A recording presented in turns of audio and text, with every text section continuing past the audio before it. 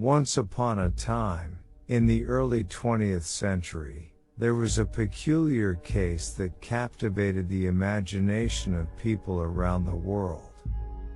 It was the story of Gef, a talking mongoose that allegedly lived in the farmhouse of the Irving family on the Isle of Man. The Irvings claimed that Gef was a small, yellow, furry creature with a bushy tail and bright, beady eyes. They said that he could speak in a high-pitched, sing-song voice, and that he possessed the ability to shapeshift into different forms, such as a cat or a dog. At first, the Irvings kept the existence of Gef a secret, only telling a few close friends and neighbors. But as Gef's antics became more and more bizarre, they decided to go public with their story.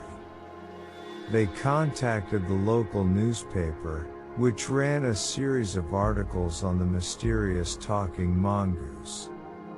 Soon, the story was picked up by the national and international media, and Gef became something of a celebrity. Many people were skeptical of the Irvings' claims, and some even accused them of perpetrating a hoax. But the Irvings insisted that Gef was real, and that they had the evidence to prove it.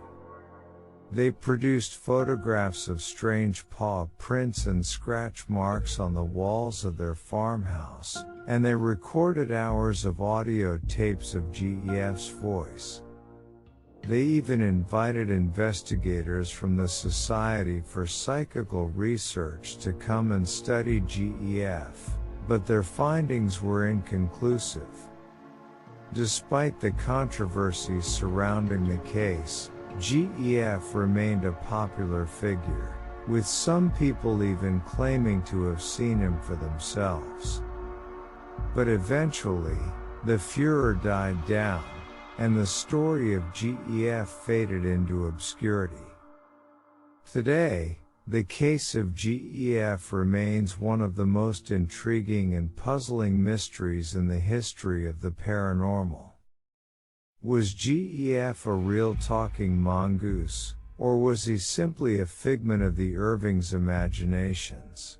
We may never know for sure, but one thing is certain: the story of Gef will continue to fascinate and intrigue people for years to come. As the fame of Gef continued to grow, people became more and more curious about the creature. Some claimed to have seen him darting around the fields near the Irvings' farm, while others reported hearing his high-pitched voice in the dead of night. The Irvings continued to document Gef's behavior, recording his conversations with them on a series of audio tapes.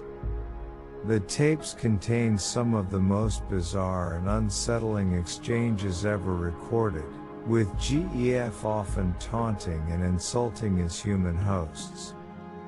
At one point, the Irvings claimed that Gef had started to leave them gifts, including coins and other trinkets that he had apparently stolen from nearby homes. But despite their claims, no one ever managed to catch a glimpse of Gef in the act. As the years went by, the story of Gef gradually began to lose its hold on the public imagination.